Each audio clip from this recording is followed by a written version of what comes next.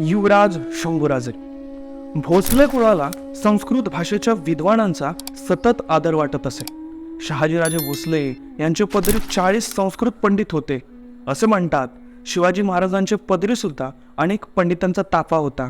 त्यामुळेच महाराजांनी त्यांच्याकडून संस्कृत ग्रंथ रचवून घेतलेले होते. ही गोष्ट प्रसिद्ध आहे.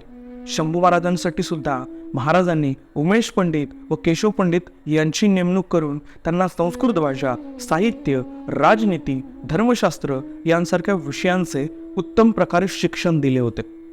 शंभूराजांना 1668 ते 1673 या कालखंडात हा अभ्यास करायला पुरेशी सवड मिळालेली होती. शिवाय त्यांना त्यात अतिशय रसही उत्पन्न झालेला होता.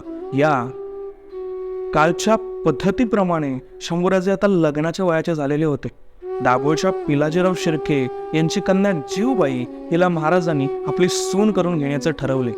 त्याचबरोबर महाराजांची एक कन्या राजकुंवर ही सुद्धा विवाह योग्य झालेली होती.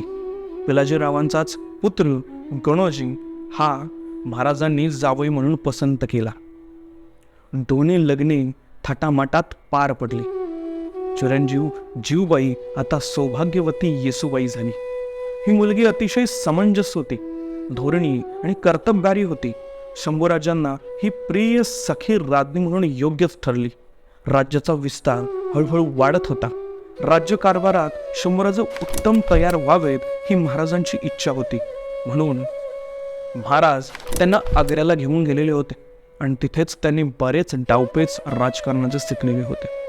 आता सदरेवर बसून कार्यालयीन कामाचाही अनुभव यावा यासाठी महाराजांनी 26 जानेवारी 1671 पासून त्यांच्याकडे कारभार सोपवलेला होता.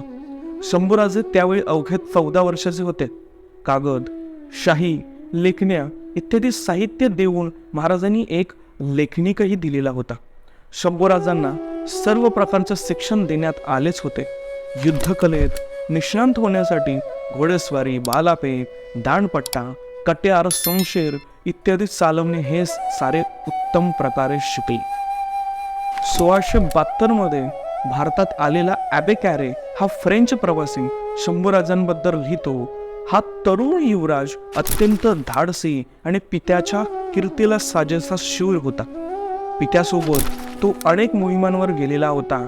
युद्धकलेत अनुभवी सेनापतींच्या हाताखाली त्याला एवढे तरबेज करण्यात आले होते की भल्या भल्या वयोवृद्ध सेनापतींशी तो बरेबरी करू लागलेला होता. अतिशय मजबूत बांध्याचा हा युवराज तेवढाच स्वरूपवान होता. त्याचे सौंदर्य हा सैनिकांना त्याच्याकडे आकर्षित करणारा मोठा गुण ठरलेला होता. त्याचे सैनिक त्याला शिवाजी महाराजांनी इतकाच मान देत. एवढंच नव्हे तर शंभूराजांच्या नेतृत्वाखाली युद्ध करण्यात त्यांना धन्यता वाटे. आपल्या कर्तबगारीचे सारे श्रेय ते या युवराजाला देत असत. कोणीही कर्तबगारी दाखवली की शंभूराजे त्याचे कौतुक करीत व त्याला बक्षीस देत. त्याच्या कर्तव्याचे चीज करत असत. ज्यांच्यावर हा युवराज स्वारी करणार होता ते त्याचे नाव ऐकताच पळून जात. त्यामुळे या युवराजाला यश आणि कीर्ती मिळणे सोपे गेले. थोड्याच अवधीत त्याने बराच मुलूक स्वराज्यात जोडला. या युवराजाने सर्वदूर एवढे नाव आहे की त्याच्या पित्याचेही त्याला हेवा करावा असेच मत आहे. याप्रमाणे शंभूराजे एक उत्तम योद्धा आणि सेनापती बनले असे ॲबे कॅरे लिहितो.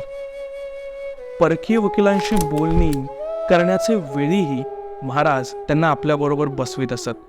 हुबळी आणि राजापूरच्या ज्या वखारी महाराजांनी लुटल्या होत्या त्याबद्दल बोलणी करण्याकरता टॉमस निकल्स हा इंग्रज कंपनीचा वकील रायगडावर 23 मे 1673 आलेला होता.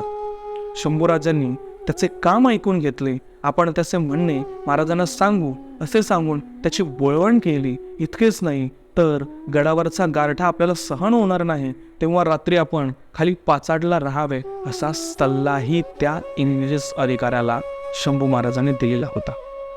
अशा पद्धतीने संभाजी महाराज एक युवराज म्हणून त्यांची भूमिका साजेसे निभवतच होते.